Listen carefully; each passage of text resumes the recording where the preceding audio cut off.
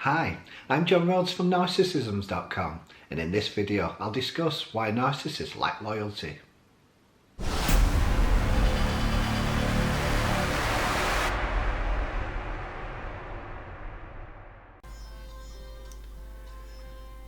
Whilst it's wrong to say all narcissists cheat, it's right to say they're not loyal, even if they stay faithful in relationships.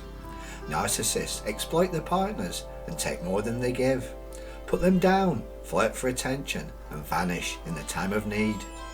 If you offered a narcissist the chance to swap partners for someone better, they'll snap your hands off, regardless of what their partner has done for them or how much history they have.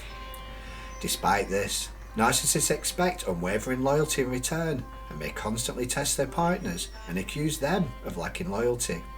What's going on? Why aren't narcissists loyal to their partners?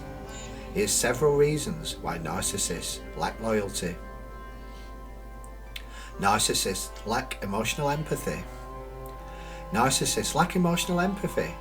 This is where you instinctively feel for someone. So when someone's happy, you're happy for them. When they're sad, you feel their pain. And if you hurt them, you feel guilty.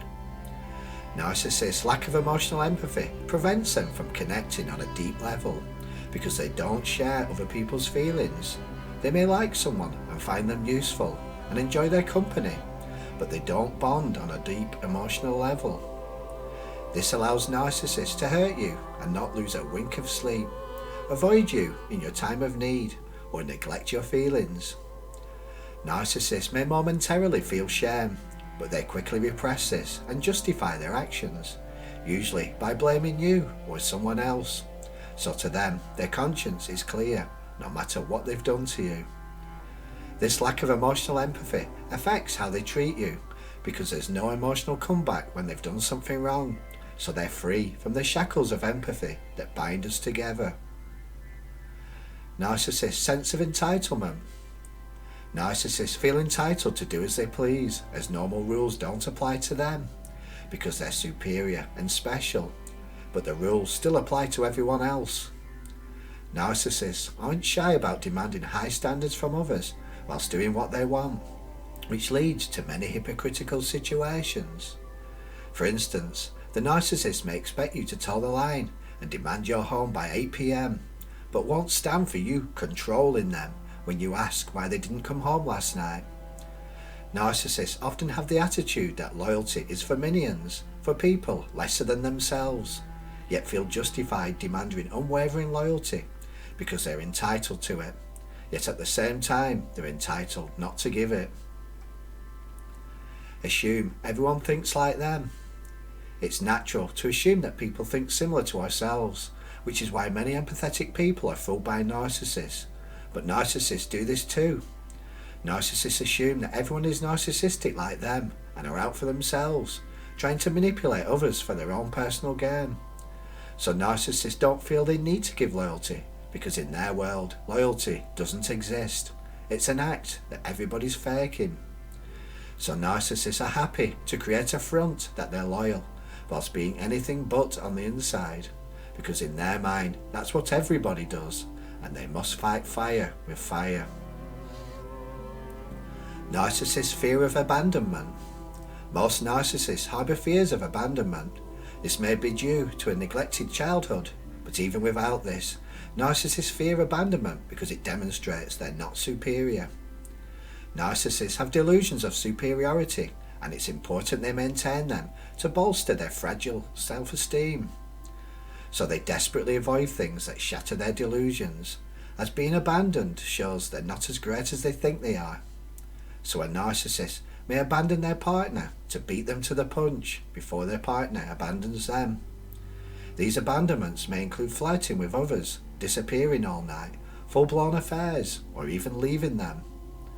The narcissist feels a sense of relief from their indiscretions, because if their partner ever abandons them, they can hold their head up high because they've abandoned them first. Narcissistic supply. A huge driver of most narcissist behaviour is narcissistic supply.